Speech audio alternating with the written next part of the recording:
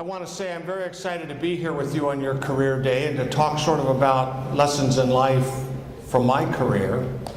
And an assemblyman means I'm a political leader. You guys are in my assembly district. I represent about 500,000 Californians. My office is down in downtown Sacramento at the state capitol. So that's sort of where I do my work. But your principle is exactly correct. I love this theme here at Einstein: explore, discover, create. Because actually that's your life. You are here as a student. You are engaged in exploration and discovery and creating things. But actually your life, you are exploring, you're going to discover, you're going to create things. And it's a marvel to me to be an assemblyman and go every day into the state capitol, and that's where I work. And of course you look at me and think, boy, he's old. I'll turn 61 next year, next March.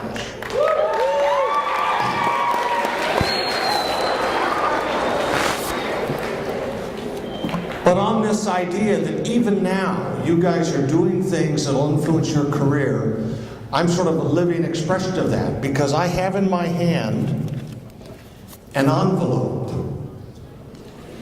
And this envelope is dated May 1962.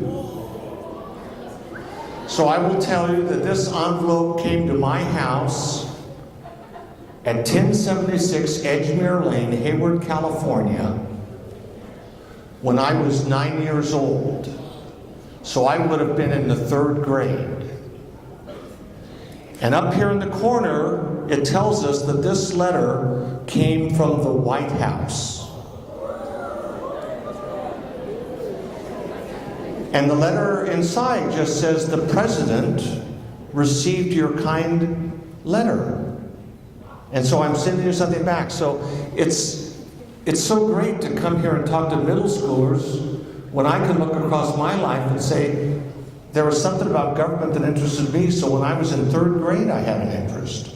And I wrote a letter to the President of the United States, who was John F. Kennedy at the time, and got a letter back from his White House when I was in 3rd grade. So I want you to think about that and say, well, our assemblyman came, and evidently when he was in 3rd grade, he didn't even know it. But he was doing some of his own personal explore, discover, create. I was doing things in the 3rd grade that you kind of look back now and say, oh gosh, he wrote a letter to the President of the United States when he was in 3rd grade, and now he's our local assemblyman. So I want you to just kind of think about that and realize that you're in middle school, but actually you're already starting to develop your own personal interests, the things that you like, the things that you really enjoy. And there's ways in which you just pursue your interests and your life is going to unfold in a great way. So for that reason, I actually have something called a prop. I'm going to set the mic down and grab my prop, and then we will talk a little more.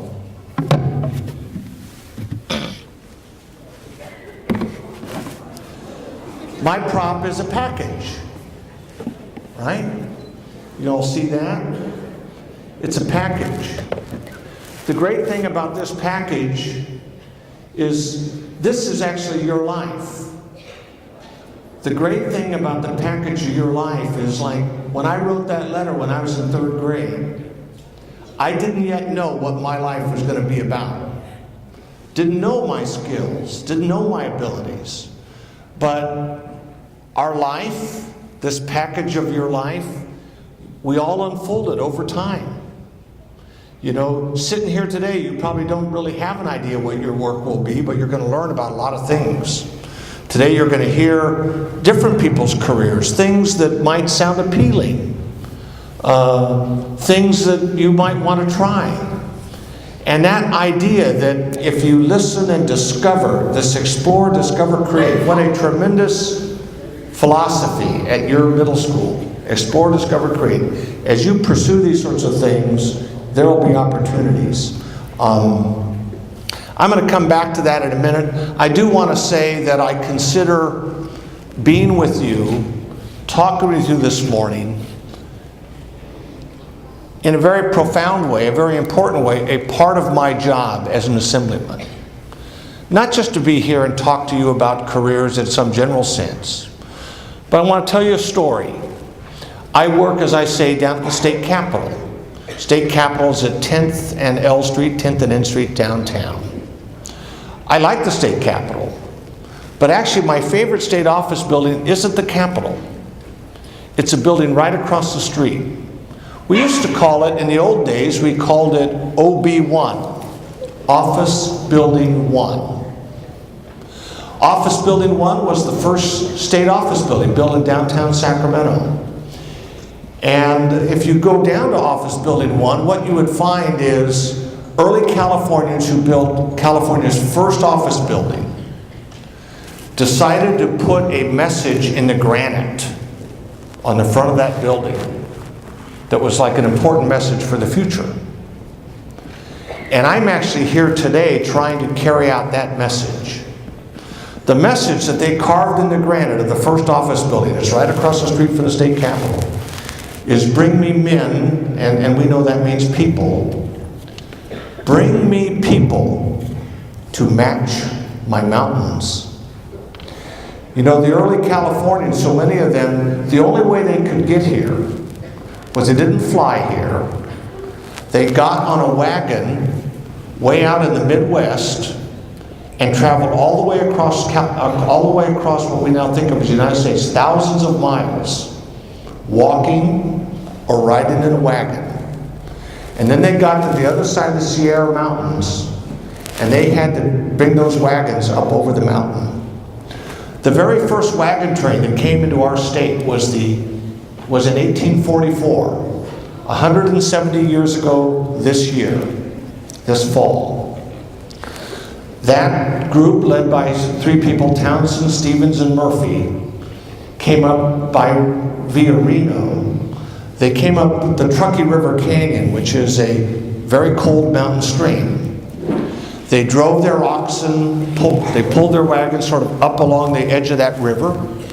They had to cross the river 24 times. It's called fording the river. They had to take the oxen down through the water and climb up the other side. So they keep climbing upward, trying to get over the top of the mountains. They got to points actually where the canyon walls came right down to the water's edge. So then for miles they had to drive the oxen up the river, up the middle of the river, so that the hooves of the oxen, and if you can imagine this, got mushy from being in the water for hours. So then the poor oxen are bellowing in pain as they're trying to pull these heavy wagons up this river in October, so very cold water. They got up eventually, they went around Donner Lake, which your parents, if you've driven to Truckee, you drive right by Donner Lake. They took their wagons up a ramp of rock, a long, long ramp of rock. You know, in the mountains, it rains in the fall, and that water gets in the cracks in the rock. And then the winter comes, and you know when water freezes, it expands. And so what has happened over thousands of years is the water gets in the cracks in the rock, and the winter comes, and the water expands, and the mountain chips away. And that chipping away produced this ramp of rock that they took their wagons up. A lot of hard work for those oxen, those pioneers. What toughness it takes to get over a mountain. But they came up there, they got to the very top, that first party in 1844. Having worked so hard, they're near the top. You know what they found? A cliff. They found a 20-foot cliff blocking their way. But at that point, you can't give up. You just got to reach down, find it in yourself to keep going. They found a crack in the cliff. And the crack was wide enough that they could unhitch their oxen. And one by one help the oxen up through the crack to get to the top of the cliff. So they moved their animals to the top of the cliff. They unloaded their wagons, carried their goods to the top of the mountain, 20 feet. They worked their goods up there. Then they all got together, teamed up, hoisted their wagons physically up over the cliff. So once on top, they could reload the wagons, hitch up the oxen, and continue on their way. So the people who built our state first office building, this kind of experience of facing an obstacle that looks scary, it looks like you'll never succeed, but they just decided, I've got to do this. I've got to work to get over this mountain. They worked together, they dealt with the obstacle in front of them. These were the Californians that when they built the state's first office building, they carved in the granite, bring me people to match my mountains. And so I say to you that as I have the privilege to come and be with you this morning, it's not just so I can talk with you and be an assemblyman and woo-hoo. It's so I can be a part of growing people to match our mountains. You know, you're a part of my job description. To come to your career day, to challenge you to just dream of what you want to do and pursue it. And even whether you're in the 3rd grade or the 7th grade or the 8th grade, be thinking about what it is that you want to do in your life. That is like an awesome thing to do. And you never know where it leads. I was a scoutmaster quite a while ago. I like the outdoors. I love to camp. That's tremendous to me. I remember I took my scout troop on a hike on something. I know you guys are the Eagles. We were hiking to a place up I-80 called Eagle Lake. And I took this young man, David Simpson. It was his first camp out. He had never backpacked. He'd never hiked with a pack on his back. It was a strain for him to do this. I remember he was developing problems with his feet, and so he stopped at the trail. I took his boots off and showed him how to take good care of his feet so he wouldn't get blisters. But that was the first time I ever went anywhere with David Simpson. David Simpson continued on in scouting, became an Eagle Scout, which is the highest rank in scouting. But he liked science. And he kept at his science. He went to a good college, MIT, Massachusetts Institute of Technology. A lot of people today carry around their iPhones. Do you know people with iPhones? Yeah. Pretty slick. Those smartphones are very great. David Simpson, the little boy that I helped on the trail on his hike to Eagle Lakes, helped design the iPhone. He has patents for things that are in the iPhone. Didn't stop there. Have you heard of the Curiosity rover? Yeah, you've heard of the Curiosity rover. It's up on Mars, rolling around right now. David Simpson worked with a team of people who build systems that are on Curiosity rover. Amazing. He was just a little kid. You know, I first met him because he was hiking with a pack on his back and his feet were aching. But he just kind of pursued his dream. And I just want to say, you know, this career day, it's like, this is awesome. You know, your principal, your staff, you bring in these outstanding people to just start looking at what's out there. And the other story I want to tell, and I'll be done here in about 10 minutes, so you got to live with me for a little bit more. There's a story that I often tell just because there was another David. This is actually a Bible story, but I'm not pushing the Bible. It just is the account that's there. David was a character in the Bible. You may have heard the expression, you know, David and Goliath. Have you ever heard that expression, anyone? David and Goliath? You've all heard that? Well, David was the youngest boy in the family.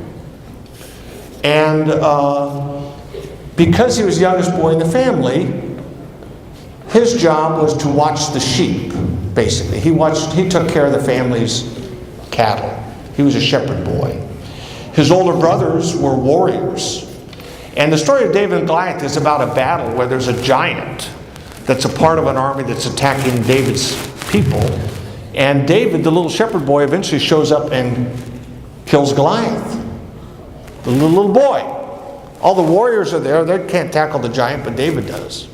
interesting little story. We talk about winning against tremendous odds as sort of David and Goliath. That's what that's all about.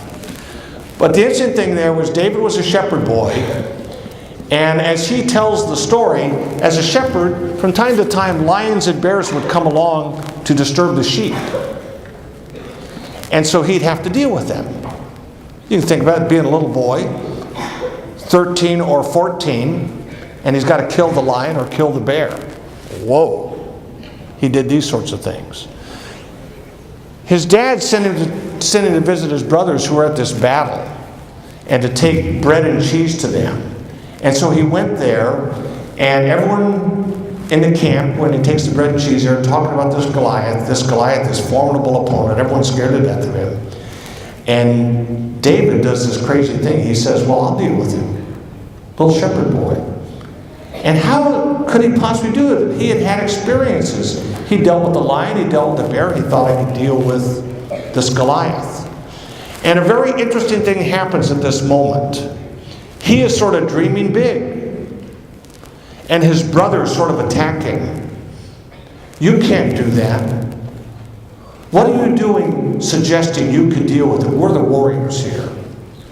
So I'm actually telling this story because you might find in your life, as you think about what you want to do, the careers that you would like to do, the dreams that you would like to dream, that people around you will tell you, you can't do that.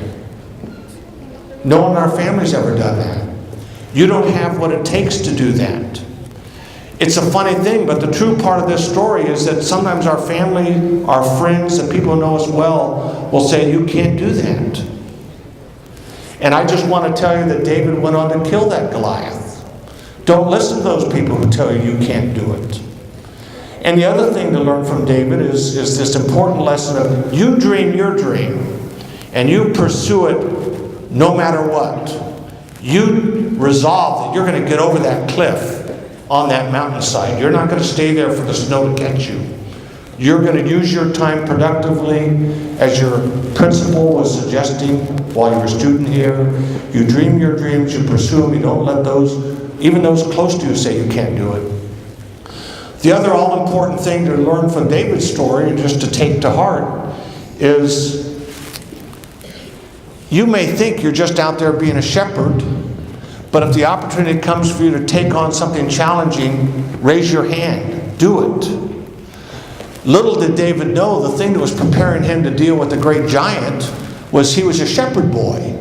And he had to deal with the lion, he had to deal with the bear. So I just want to say to you, if in your classroom, or in your sports team, or any hobby you have, or anything that you're doing, if somebody around you is looking for someone to volunteer and take on some leadership, be willing to say, I'll try it.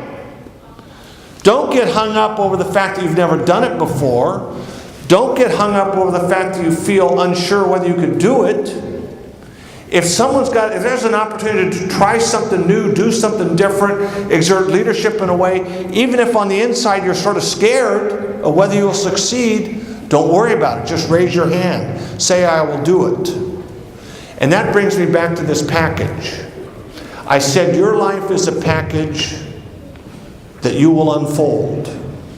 And the interesting thing about this package, it's not like Christmas morning. You don't open it once for all. I open it, I see it, I'm done with it. The package of your life is something you will open moment by moment as you try something new, venture something new. You can be scared about what's happening. You could be afraid you might fail. It's okay. But as you try to do new things, you will actually discover what's inside the package is actually what's hidden in your life. And you will not know all of the awesome things inside your life unless you are willing to kind of step out and say, teacher, I'll do that. I may need a little help, but I'm willing to try. Or mom or dad or youth leader or whoever it is. It's when you try to do something new, to venture in an area that you've never done, you will actually find that, well, it wasn't that hard. I didn't realize I could do that. And in that way, you will just keep kind of opening your life. I do want to conclude and say I am your assemblyman. I described how when I was a little boy I wrote a letter to John F. Kennedy. Who can imagine what possessed me to do that? When I was 11, I lived in Las Vegas, Nevada for a few years. I followed someone in local government around for a day. Silly little thing, little kid, just learning what they did. I went to school, I went to college, I went to UC Berkeley. I studied political science. I got hired at the state capitol when I finished college. I worked there for about 8 years, went to law school, so I wasn't done with college when I had my undergraduate degree. I went on to law school. I became a lawyer. Eventually, the state legislature asked me to come back to them and give them advice on how to deal with public policy in the area of banks and insurance. And I did that for a few years. Then I was gone for 18 years, practicing law, working for a big company.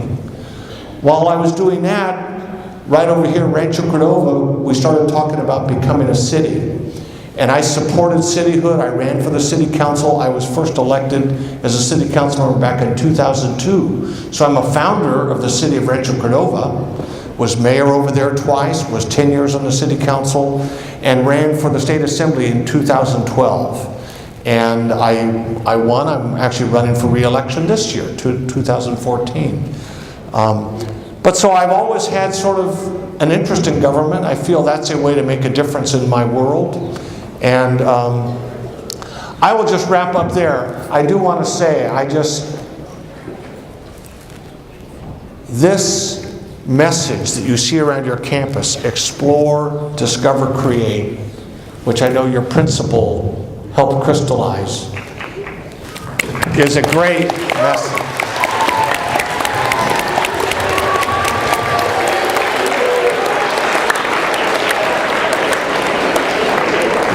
It is a great message, and I want you to feel that, today is not your usual classroom day, and you probably think you do a lot of exploration, discovery, creation in the classroom, but a career day is just an awesome explore, discover, create day. So just enjoy yourselves, dream big dreams.